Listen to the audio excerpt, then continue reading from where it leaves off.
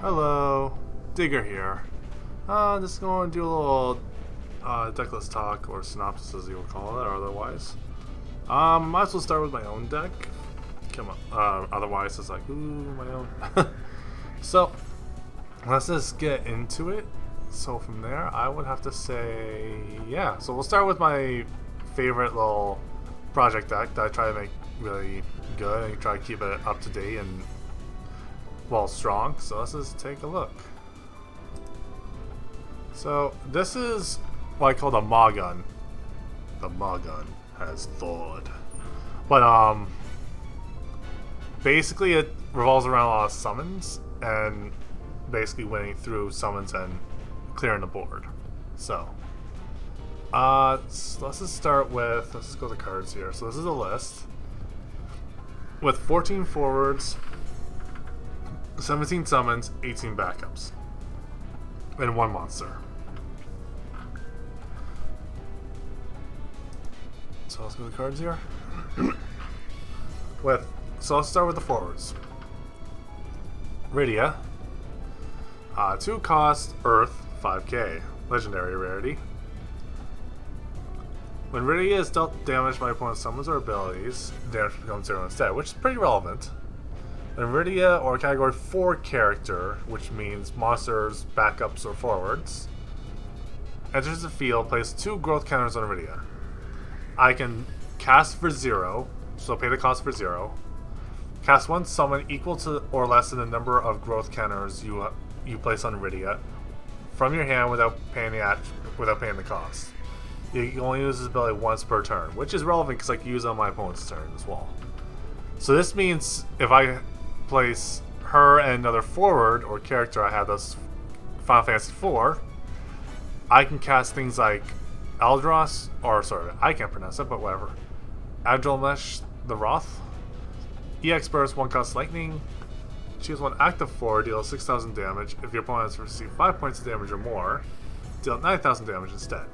So I can cast any of the number of the summons without paying the actual color cost or mana costs or whatever. Kusith, 2 cost Earth, EX Burst. Choose 1 forward or backup in your break zone and add to your hand.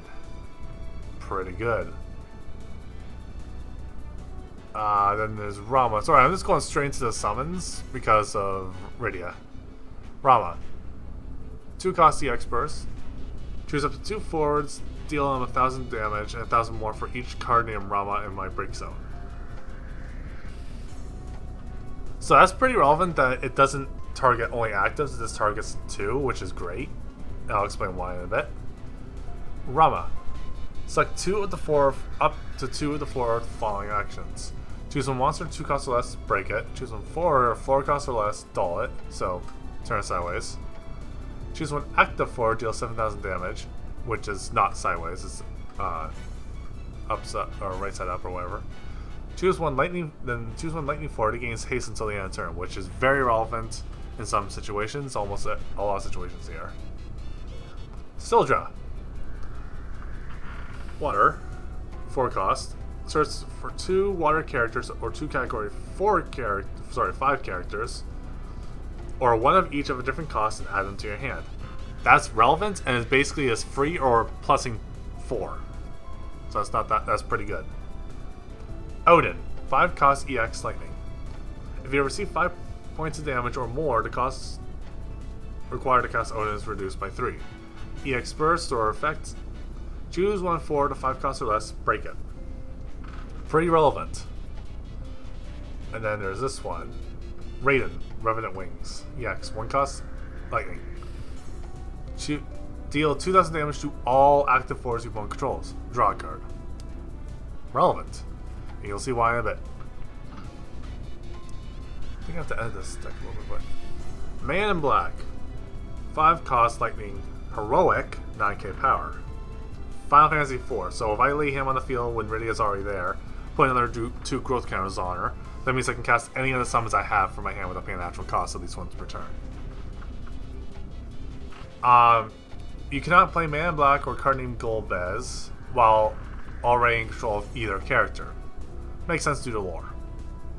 When Man Black enters the field or attacks, choose one summon in my break zone, remove it from the game.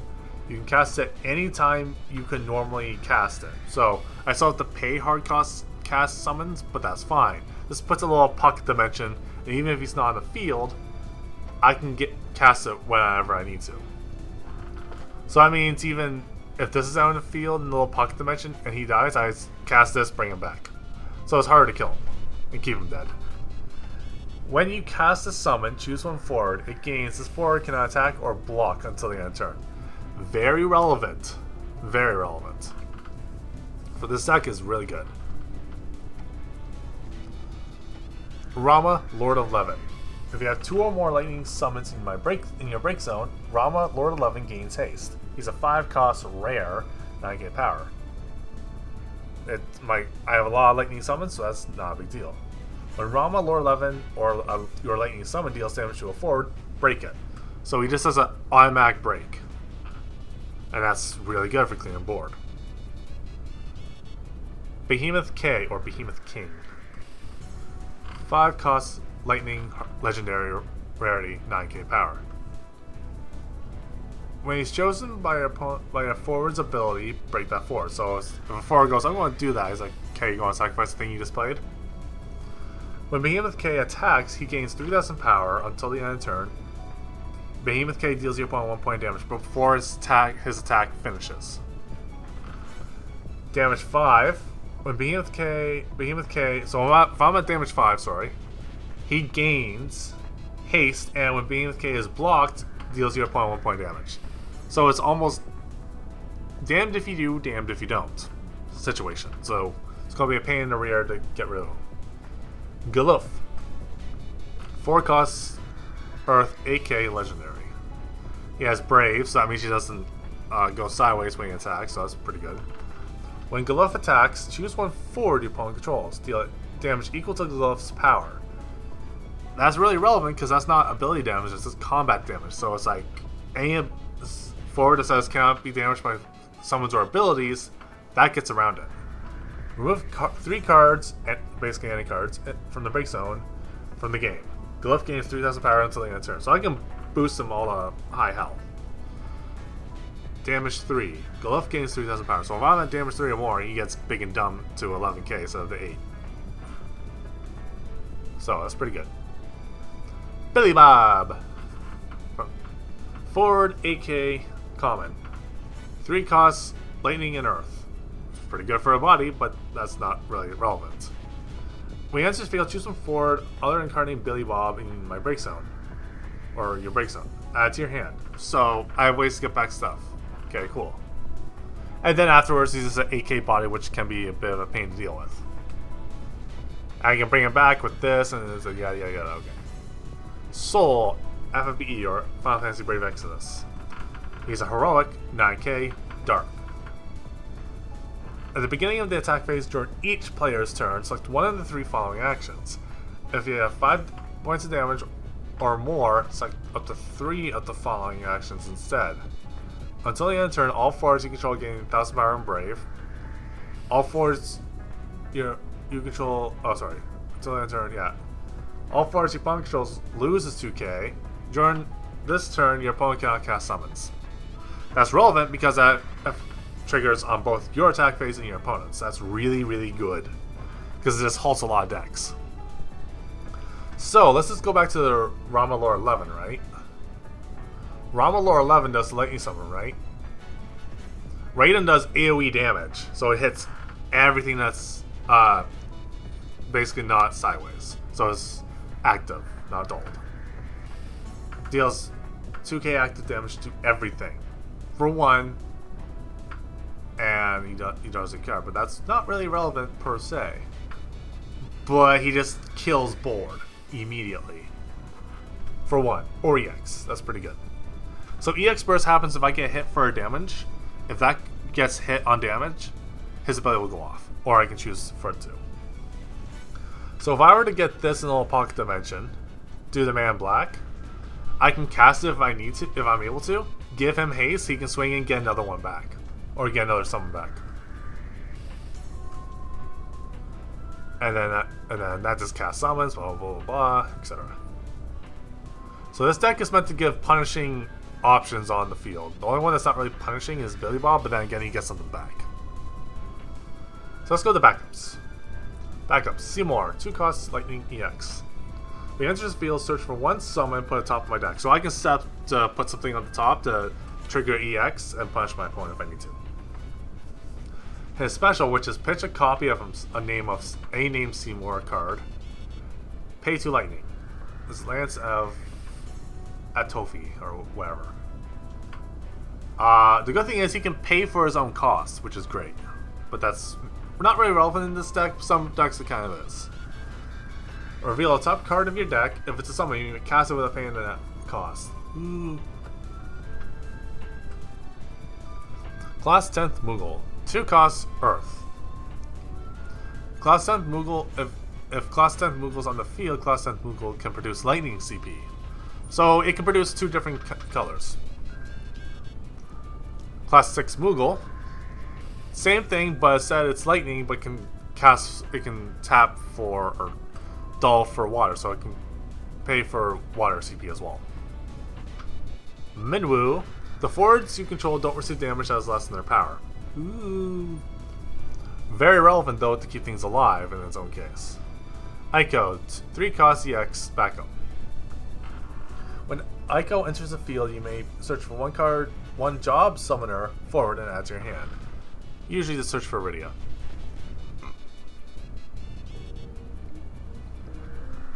And then Kalmia. It's basically the Minwoo of but for loose power. The cards in your Brexton cannot be chosen by opponent's summons or abilities. That's decent. The power of forwards you control cannot be decreased by your opponent's summons or abilities. That's very relevant because if you combine her with this, it's a hard stop, and they have to, if they have things to bounce them back to hand, they have to choose which one's more threatening. State of the Clan Gully, 4 cost Lightning EX. Backup. When State of the Clan Gully enters the field, choose 1 Lightning character you break someone add to your hand. That's very relevant because I can get him back, That counts as Lightning characters. Get him back, get this back, or him back. Heaven forbid. Kryl, Warrior of Light EX. Backup. When she enters the field, select one of the 2 following options. Choose 1 summon in my break zone, add to your hand. Choose 1 category 5 forward in your break zone, add to your hand.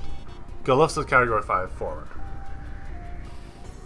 Tyro, 5 cost EX, backup, rare.